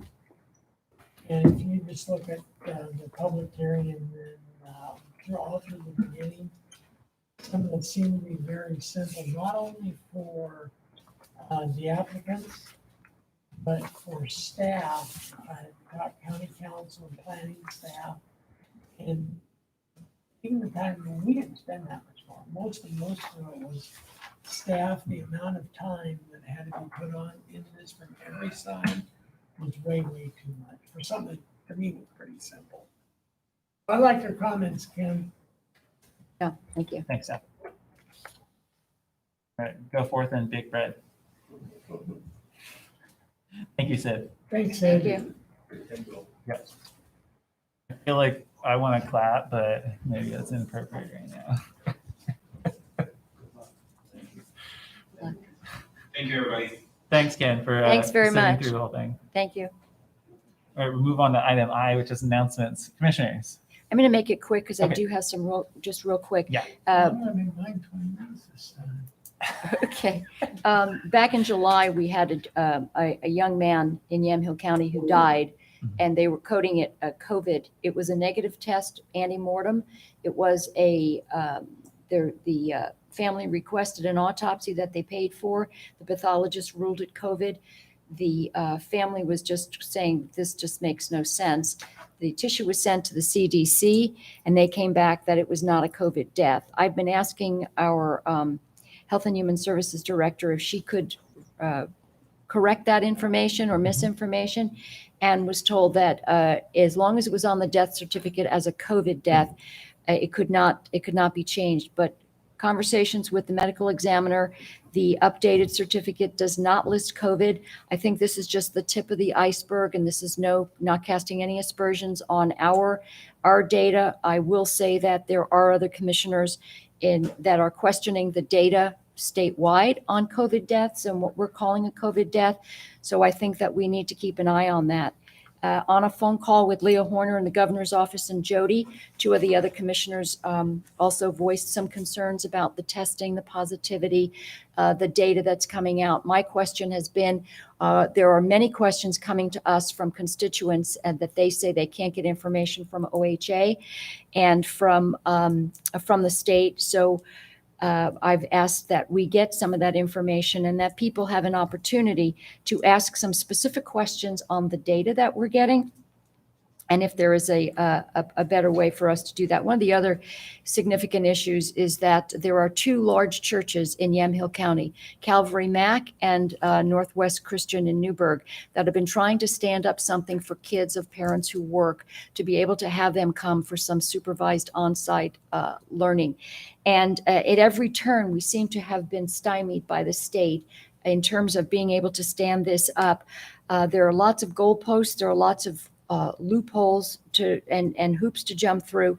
And we're really basically, I think when we talk about equity and inclusion, the kids who are most likely to not do their online distance learning are kids whose parents are not involved, who work or are not involved in their lives. These are the kids who need to have some help.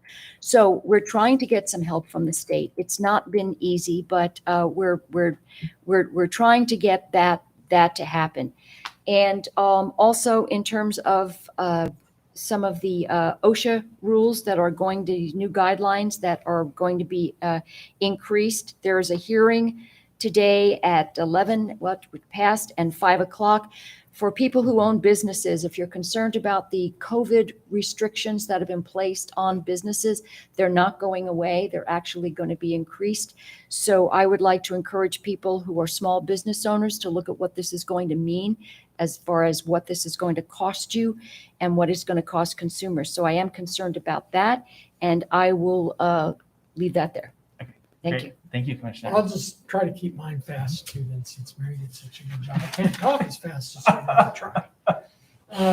Yesterday, we had our lipstick meeting. Good news is we found out that for criminal community justice and the sheriff's office will be receiving another $640,000 grant, and they're working on how all this money will be said, how much for criminal services, how much for the sheriff, and what requirements we have to go through, because some is for capital and everything. They'll let the jail do some things they haven't been able to do. So that was the good news. The bad news is the whole meeting was, from the beginning, was full of technical difficulties, you might say. And I said personally, I only have that problem, and I'm glad Ken addressed it. I only have that problem when I'm on a Teams meeting. I never have that problem with a Zoom meeting, but that's beside the point. That seems like part of the point. Well, it is part of the point, not part of the lipstick point. Yeah, totally. Yesterday or day, let's see, today, Tuesday, I attended a meeting, Zoom meeting with Build America and the Federal Highways representative about some new funding programs that are coming up for rural roads and rural highways, and how they define what a rural road and rural highway is. Some of the staff at the federal highways want to actually drop that clause so the bigger metropolitan areas can get a bigger chunk of merit of money, like for I-205. And now they say the Rose Quarter, instead of 500 million, which was the first bet, is almost up close to $1 billion now, and they're not done yet, so who knows how that's going to cost. But hopefully we're going to get in. So AOC is going to be involved, and a lot of other organizations. NACO is going to be involved to really keep this to a rural roads program. But I don't know, but it was very interesting. Let's see. The only other thing I have is, and Mary brought it up, and I was going to bring it during my announcements, but I think there is urgency for us to have that YCTA work session. For those that don't know, 3 of the Christian churches in Yamhill County have now all merged into one organization.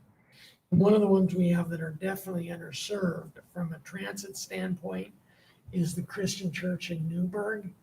And the value of a lot of their programs is based on people getting there and the transportation. So I think what we want to talk about in the work session, one of the issues we want to talk about is what it would take to implement or just even move a stop, because there's 2 stops that are fairly close by, but they're far enough that a lot of the senior citizens and everything can't get there that use regular. So I think that's very important that we move ahead with our master plan, but we identify this issue as one of the issues that really is resolved. So Thank you. that's all I have. Okay, great. I didn't get the moteling project and YCAT funding on the agenda. I apologize, but I will ask to put it on the agenda for next week, because they've got a specific ask for another month of operations. So I apologize for that. Things got busy, I guess. The governor called with county chairs on, I think it was yesterday. Time is weird. There was some very specific information about the disaster debris removal task force that's like DEQ and EPA and OEM and all the alphabet soup of agencies. But they started talking about the county chairs from the counties that were heavily impacted, talked about the urgency of getting people on the ground to clean up spaces before they go into, for example, the Santiam River, a lot of the ash. On the coast, it's an issue going into the Salmon River, which, as you might know, is a very, very productive salmon nursery. So the state OEM, so Andrew Phelps is working on getting the state's and essentially forces moving in as quickly as possible. He said that it may take 2 weeks, and the chairs were like, But he said that he thought that they could get it done in as little as a month, the cleanup all over the state, once they're in place in these situations. He gave here's how many, cleaning task force we have. Here's how long it'll take them to do each site. So he had numbers for it, which was reassuring. Because apparently when the EPA, when FEMA tasks the EPA to do it, as you might imagine, it takes a really long time. And since we're coming into winter pretty quickly here, and the rainy season, the commissioners felt it was very urgent. So it was good to hear that Andrew Phelps was also felt the urgency of that. Another thing that we talked about is the challenges with school districts with having students dislocated. The Lynn County side of Santiam Canyon, or the Santiam School District, so Roger Nyquist talked about this, they've lost 20% of their student population because they're no longer in the district. So the Santiam School District is very concerned about whether they're going to have the funding to operate since they still have all of their staff in place. And likewise, I think it was Lily Morgan from Josephine County said that they have a lot of the talent and Phoenix students in who are dislocated as well, including there's 80% of the students in the Talent School District don't have homes right now. Yeah. So the governor said that in California, apparently during the Paradise and the campfires, the state, she called it floated, but basically paid the expenses as though it's normal for an additional 3 years, which gave them time to figure out do they need to cut staff, do they need to close buildings, or can they wait and get students back into their homes or into their home district? So that was a big conversation that we talked about. It seemed like the governor was ready to do what it took to keep the school districts stable, at least. Well, Casey, I'm glad you mentioned that. Did either one of you have a chance to watch Marion County's press conference yesterday? No. They're really concerned because it appears now, and I don't know if it was DEQ or who it was, that the governor wants to actually not allow people back on their property until that property has been checked for hazardous material.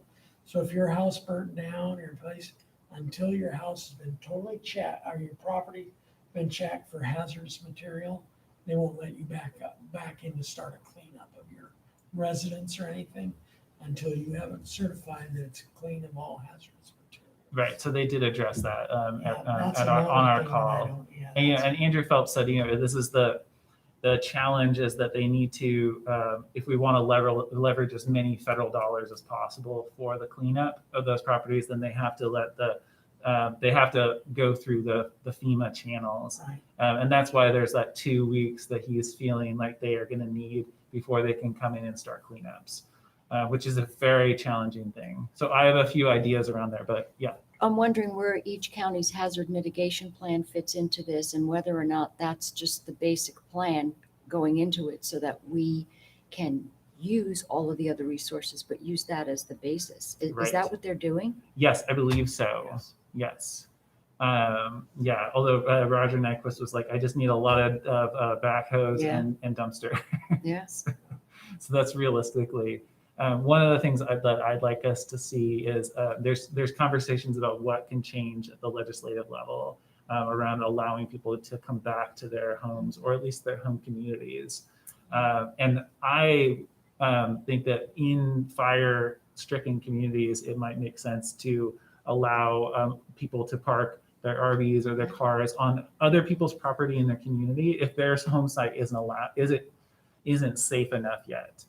Just to get them back in there. There's some statistics about if you go more than 6 months of dislocation from your community, your odds of returning ultimately to the community go down tremendously. And I think that's a really important component to keep these smaller communities alive. Mm-hmm. So the other thing that I'm working on is getting speaking of manufacturers, our RV and our manufactured home manufacturers signed up with the state. It's called co-bid, is the process. So SEDCOR is connecting with everybody in the Builders Alliance to get everybody signed up. So they're essentially they're pre-qualified vendors. So then the state can work with them essentially too.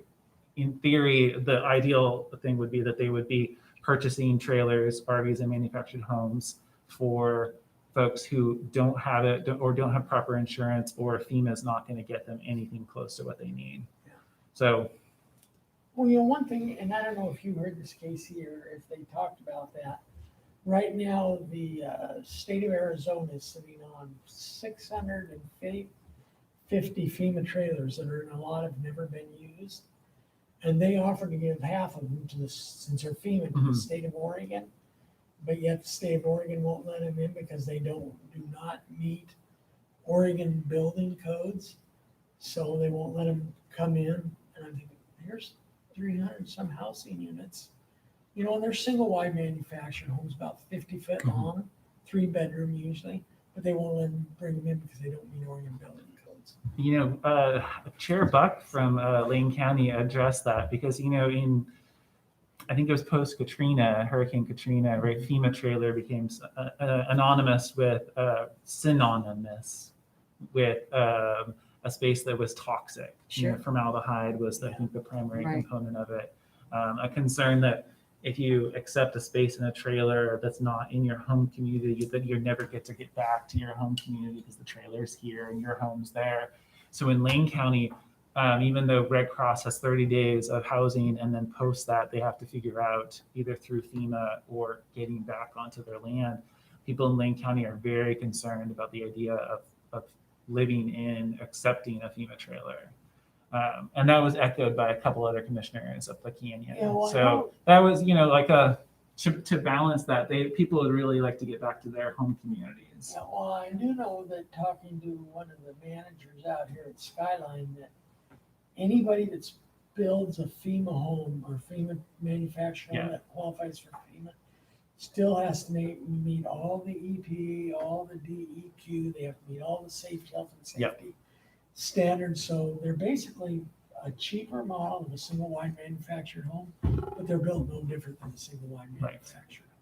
Yeah, and Forest River is actually already worked with FEMA, Right. So they're known. They know how to work with the system. And Skyline, I feel like we're very well poised here in the county to provide. Yeah, Skyline's getting ready to work with FEMA Great. to get a contract to make some here on the west side. Yeah, our community is in a unique position with our manufacturing base, as it turns out. I think that's everything of note from that call. That's it. Now, Mary, get to our 12 o'clock, you said, yeah, Mary? 12 o'clock? All right, 3 minutes. Ken. Okay, Todd, Carolina. All right, thank you. With that, we'll close this meeting of the Bakersfield County Board of Commissioners. Thank you very much. Thank you. Thank you.